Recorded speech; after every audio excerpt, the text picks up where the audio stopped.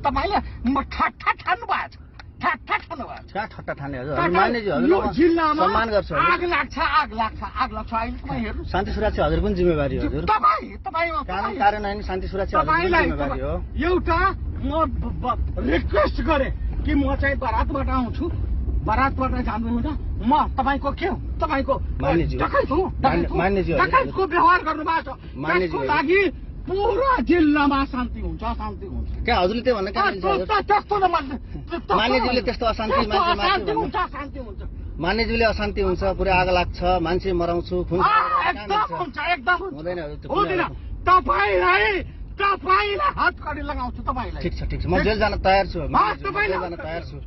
यदि हजुरले सर्वोच्चको आदेशको कार्यान्वयन गराउँदाखेरि हजुरले मलाई जेल पठाइबस्नु भने म जेल जान्छु आज असहज परिस्थितिको निर्माण हुन्छ त्यसको लागि तपाईँ र एसपी जिम्मेवार हुन्छ ठिक छ हजुर ठिक छ अब हजुरले शान्ति सुरक्षा गर्ने दायित्व हजुर पनि हो तपाईँलाई के हुन्छ भने त्यो त मेरो वकिल आउँछ त्यसपछि बिहान ठिक छ को वकिल बरु हामी पनि बोलाउन सहयोग गरिदिन्छौँ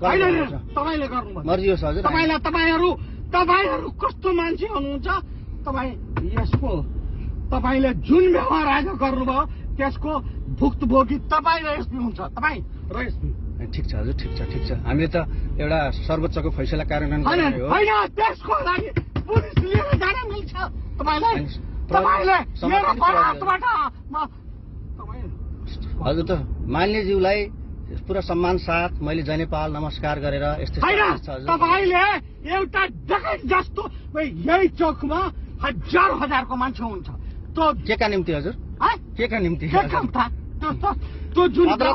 अदालतले फैसला गर्छ हजुर अब भिडले उसले गर्ने होइन अदालतले गरिहाल्छ नि हजुर हजुरको पक्ष स्ट्रङ छ भने किन त्यसरी जाउँ न हजुर होइन त्यस्तो लोकतान्त्रिक व्यवस्थाको तपाईँ दुईटा पुलिस राखेर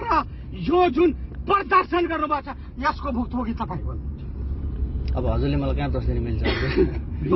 हामीले कानुन कार्यान्वयन गर्ने मात्र एउटा सामान्य कारिन्दा हजुरहरूले बनाएको कानुन कार्यान्वयन अफिसमा होइन अफिसमा